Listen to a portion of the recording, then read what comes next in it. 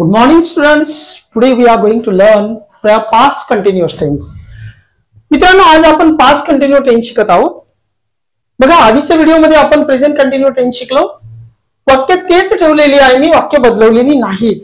म्हणजे present continue टेन्सचे वाक्य past continue मध्ये कसे कन्वर्ट होतात आणि काय आपल्याला करावं लागतं ते आपण या व्हिडिओमध्ये बघत आहोत.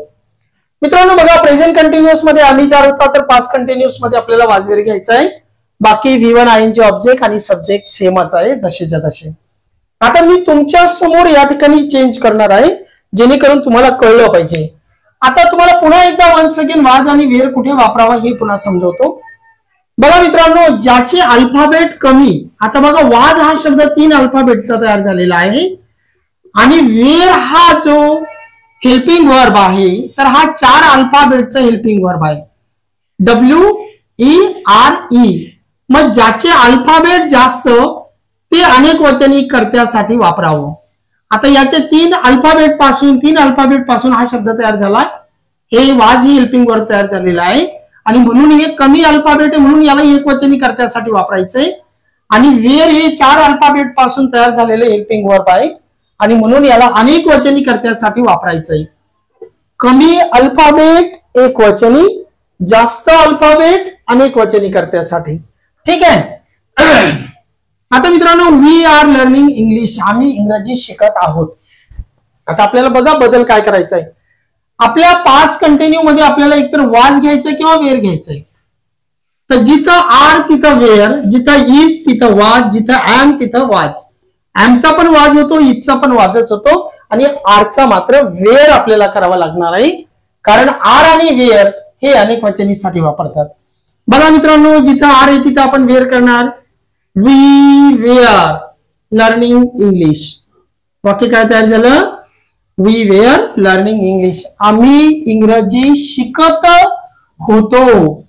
बघा जिथं आहे तिथं आपल्याला होता, होती, होते, होत्या, होत अशा पद्धतीचे सहाय्यकारी क्रियापद मराठीमध्ये आपल्याला बदलावे लागणार आहे.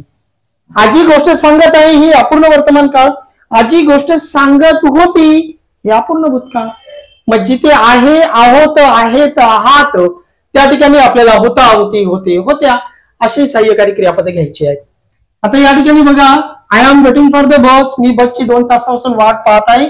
तर मी बसची 2 तासापासून वाट पाहत होतो म्हणजे आपल्याला इच्छा काय झाला, एमचा झाला वाच आणि या ठिकाणी पाहत होतो, मी बसची 2 तासापासून वाट पाहत होतो.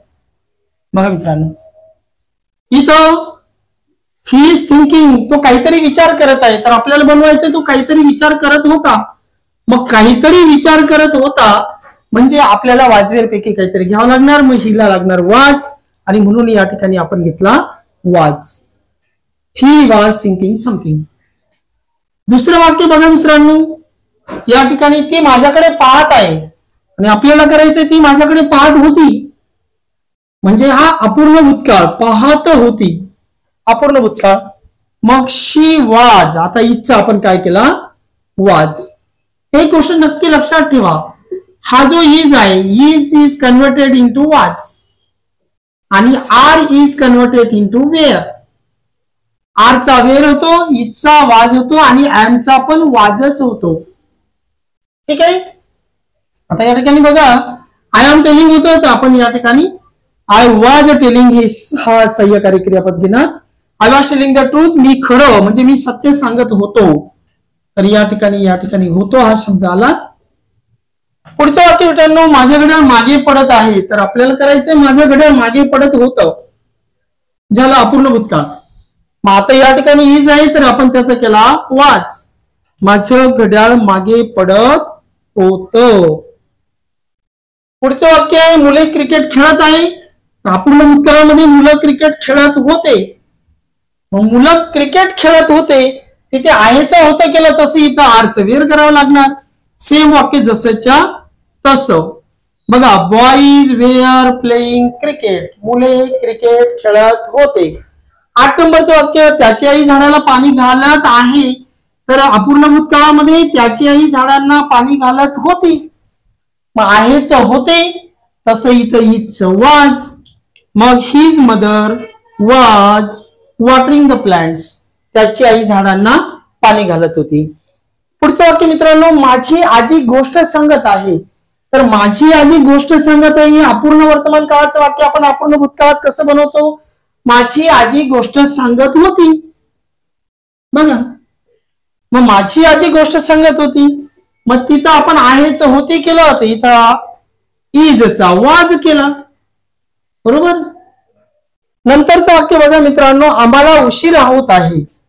तर अपूर्ण भूतकाळामध्ये आम्हाला उशीर होत होता आणि आहेच होता, तसे इथं आरच वेअर. मग बघा, वी वेआर गेटिंग लेट, आम्हाला उशीर होत होता. नंतरचं वाक्य मित्रांनो, त्यांचा टीव्ही चांगला चालत नाही आहे.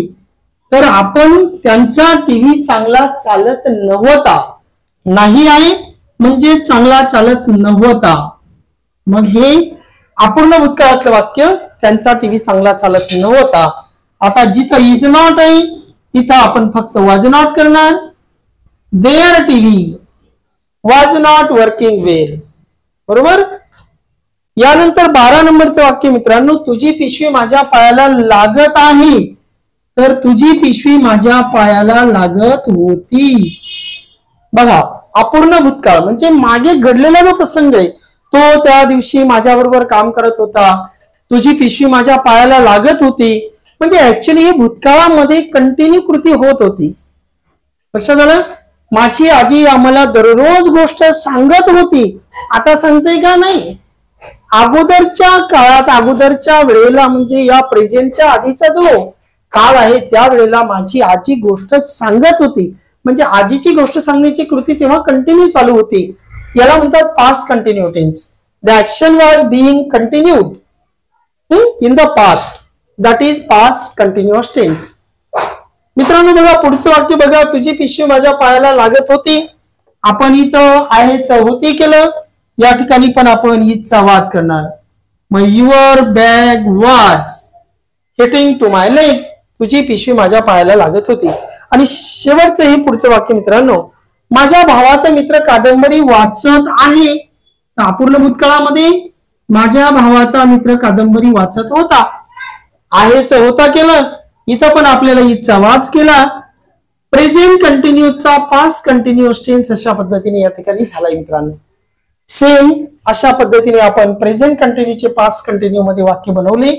जिथं आहे, आहेत, आहोत, आहात, तिथे होता, होती, होते, होत्या, होत. बरोबर. जिथं आम्ही जार तिथं वाज वेअर.